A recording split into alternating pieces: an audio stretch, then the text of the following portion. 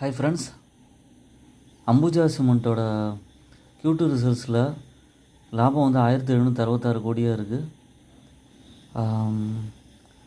25% profit increase ஆகி overall profit வந்து 9130 கோடி வந்திருக்கு.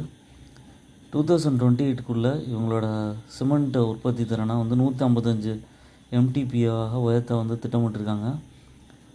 சிமெண்ட் துறை வந்து நல்லா பயனடைஞ்சிருக்கு.